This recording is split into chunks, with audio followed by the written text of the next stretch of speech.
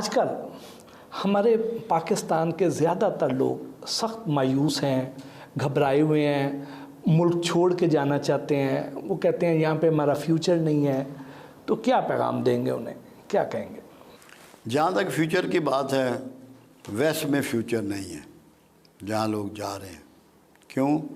ان کے سائنسدانوں سے پوچھ لو، انہوں نے 2032 کی پیشن گوئیاں کی ہوئی ہیں ان کے سائنسدانوں نے، نجومیوں نے نہیں، کہ سمندر جو ہیں وہ چڑھ دوڑیں گے جو ان سمندروں کے کنارے ممالک ہیں ان پہ، اور انہیں تباہ و برباد کر دیں گے۔ دوسری چیز، چائنا جب سے آیا مارکیٹ میں، کیونکہ یورپ کی ساری ترقی اور کامیابی انڈسٹری سے تھی، ایگریکلچر سے یا منرل سے نہیں تھی، یا تھوڑی بہت فشنگ تھی۔ چائنا نے ان کی تمام مارکیٹیں جو ہیں ان کو سلا دیا ہے، بہت زیادہ بے روزگاری ان کو فیس کرنی پڑ رہی۔ دونوں جنگیں جو اس سے بھی پہلے ہوئیں وہ بھی معاشی حالات کی وجہ سے ہوئیں۔ اب معاشی طور پہ ویسٹ جو ہے وہ بہت ہی کمزور ہوتا جا رہا ہے، اس کے ہاں بے روزگاری بڑھ گئی ہے، غربت بڑھ گئی ہے، مہنگائی بڑھ گئی ہے، لوگ پریشان ہیں۔ ہمارے لوگ تو ان کی تو عقل نہیں کام کرتی ہے جو باہر جا رہے ہیں۔ میں ہر ایک کو منع کرتا ہوں کہ تمہارے پاس یہاں کھیت موجود ہے، جس کے پاس پروڈکشن یونٹ موجود ہے اسے کیوں بھاگنا ہے ملک سے؟ اپنے کھیتوں کو آباد کرو، اپنی دکانوں کو آباد کرو، اپنی گلیوں کو آباد کرو، تمہیں بہترین زندگی گزرے گی۔ صرف جب ہم کمپیریزن کرتے ہیں نا دوسری اقوام سے، پھر ہم بھاگتے ہیں، کمپیریزن میں ہم کمزور ہیں، مگر یہاں سب کچھ ہو جانا ہے۔ انڈیا میں کروڑوں آدمی فٹ پاتھ پہ پیدا ہوتا ہے، فٹ پاتھ پہ مرتا ہے، کروڑوں آدمی رکشہ رائڈر ہے، ٹرین کے اوپر چھتوں کے لوگ سفر کرتے ہوئے مرتے ہیں۔ پاکستان میں تو باہر کوئی نہیں سوتا، یہ صرف مستی ہے باہر جانے کی، دھوکے میں ان سب کو واپس آنا ہے۔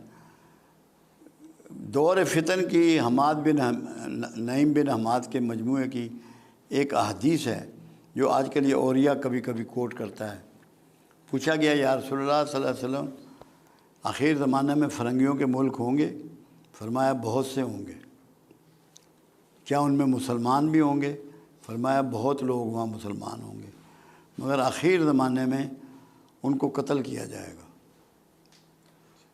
تو وہ زمانہ آ گیا، کیونکہ نفرت کی لہر، دیکھیں کام تو چھوٹا سا سٹارٹ ہوتا ہے نا، ابھی برطانیہ میں ہوا نا شروع، یہ بڑھ جائے گا۔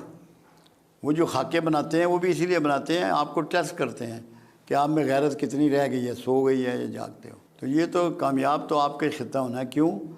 آپ کے پاس ہر پیداوار ہے، پہاڑ ہیں، برف ہے، سبزیاں ہیں، گوشت ہیں، پھل ہیں، انڈے ہیں، دودھ ہے، بکری ہے، پانی ہے۔ کوئی چیز ایسی ہے جو آپ کے پاس نہیں؟ آپ کو صرف آئی ایم ایف سے پیسے ہی لیتے ہیں نا، کہ کوئی سامان لیتے ہیں، سامان تو آپ کے پاس موجود ہے۔ وہ تو مس مینجمنٹ کی وجہ سے اور کرپشن کی وجہ سے ہم ذلیل ہو رہے ہیں، ورنہ تو کوئی ایسی بات نہیں ہے۔ یہاں ہر چیز بازار آپ کے بھرے ہوئے ہیں یا نہیں؟ کوئی چیز آپ چاہیں، کھانا پینا پہننا، تو آپ کو دقت ہوتی ہے؟ تو پھر پاکستان میں کوئی دقت نہیں۔ اور یہ کب تک بہتری کی امید؟ میرا اندازہ یہ ہے کہ اس سال میں بہتری شروع ہو جائے گی، آخر میں 2024 کے آخر میں پاکستان بہتری کی طرف چل پڑے گا؟ چل پڑے گا، اور 2025 میں آپ اس کا نظارہ خود کریں گے۔ واہ ماشاء اللہ، مجھے تو کوئی دھوکہ نہیں، وہم نہیں ہے۔ اور اس کے بعد پھر یہ آگے بڑھتا رہے گا یا پھر کہیں؟ بڑھے گا، پیچھے اب پیچھے ریورس نہیں ہے، پھر تو آگے ہی ہے۔ واہ، یہ تو آپ نے بڑی اچھی امید دی۔ نہیں بالکل، مجھے کوئی ڈاؤٹ نہیں اس بارے میں، کیونکہ وجہ یہ ہے نا، کچھ ایسے اللہ بندے دے دے گا، ایک ہی بندہ چاہیے ہوتا ہے۔ عمر مل گیا تھا نا امت کو، مل گیا۔ عمر فاروق رضی اللہ تعالیٰ عنہ، تو نقشہ بدل دیا امت کا، یا ان تمام اصحاب رسول نے جن کو چانس ملا۔ بہت جلدی کوئی پازیٹیو چینج آنے والی ہے، آپ دیکھ رہے ہیں؟ ہاں میں تو دیکھ رہا ہوں، میرا یقین ہے۔ ایک بار آپ نے کہا تھا کہ حقدار کو بھی حق دو، ہائے ہائے، اور اس کو یہ بھی دو، ابن ماجہ کی حدیث ہے، اور اس کو بھی دو جو حقدار نہیں ہے۔ ابن ماجہ کی حدیث ہے، کیونکہ وہ ہوا یہ، میں دکان پہ بیٹھا تھا تو ایک بوڑھا آیا، تو میں نے لڑکے سے کہا کہ اس کو 100 روپے دیا۔ وہ دینے گیا، واپس آ گیا پیسے لے کے۔ میں کہا بھائی تو پیسے کیوں لے آیا؟ کہتا میں اس کو جانتا ہوں، یہ حقدار نہیں ہے۔ میں نے کہا تو پہلے تو پیسے دے کے آنا۔ پھر ابن ماجہ کی حدیث میں نے اسے بتائی کہ حقدار کو بھی دو، نا حقدار کو بھی دو۔ اصحاب رسول نے پوچھا حقدار کا دینا تو سمجھ میں آ گیا، نا حقدار کا۔ فرمایا جو تمہیں ناحق مل رہا ہے یہ بند نہ ہو جائے۔ ہم کون سا حق اللہ کا پورا کر رہے ہیں جس پہ ہمیں موجیں مل رہی ہیں، گاڑیاں، کھانے پینے، بنگلے، کوٹھیے۔ یہ جو ہمیں روڈ سائڈ پر اشارے پر ہمیں جو عام بھکاری نظر آتے ہیں، یہ بھی جواب دوں آپ کو، بھکاریوں کو ختم کرنا اسٹیٹ کی رسپانسبلٹی ہے، آپ کی نہیں۔ کیوں؟ قرآن یہ کہتا ہے مانگنے والے کو بھی دے، نہ مانگنے والے کو بھی دے، دکھا کر بھی دے، چھپا کر بھی دے۔ جو نہیں مانگ رہا اسے چھپا کے دینا ہے کہ اس کی عزت نفس مجروح نہ ہو، جو مانگنے کے لیے نکل گیا اس کو ظاہرہ دینا ہے۔ تو آپ کو تو مانگنا والے کو دینا ہے، بھرے وہ پیشہ ور بھکاری ہے جو مرضی ہو۔ قرآن کی واضح ہدایت موجود ہے، مانگنے والے کو بھی دو، نہ مانگنے والے کو بھی دو، ظاہرہ بھی دو، چھپا کر بھی دو۔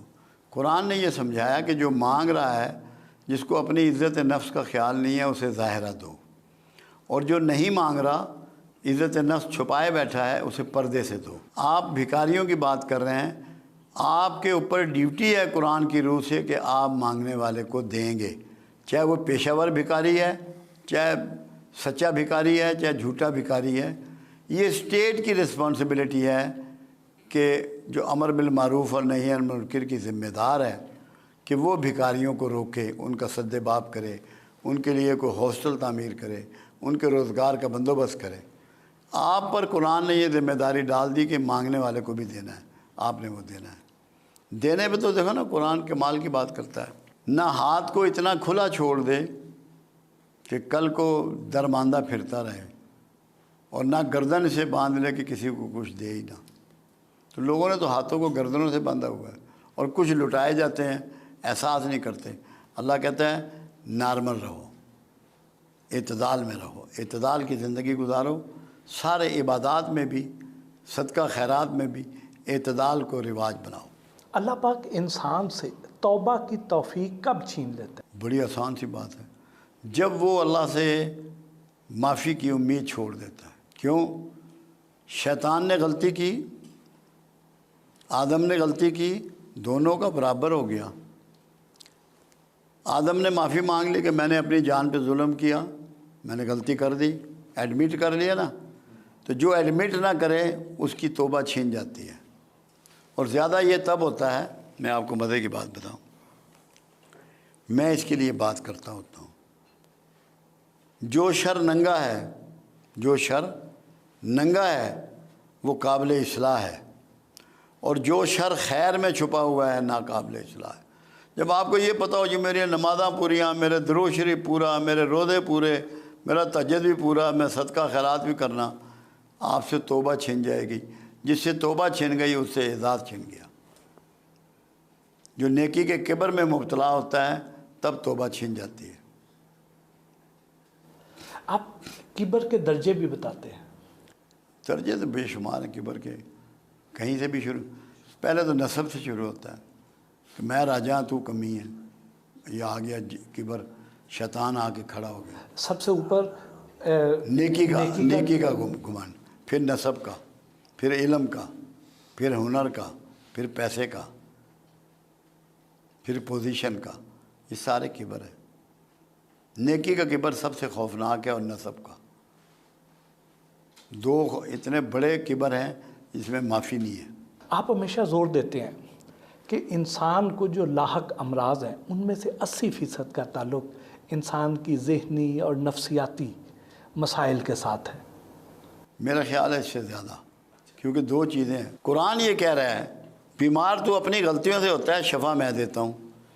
اگر یہ بات قرآن نہ کہتا تو پھر میں یہ نہ کہتا۔ قرآن کہتا ہے کہ اپنی غلطیوں سے تو بیمار پڑتا ہے اور شفا میں دیتا ہوں۔ بیماری کے میجر سورس وہ ہیں جو انٹیک کے سورس ہیں، ناک ہے، کان ہے، منہ ہے، گلا ہے، آنکھیں ہیں۔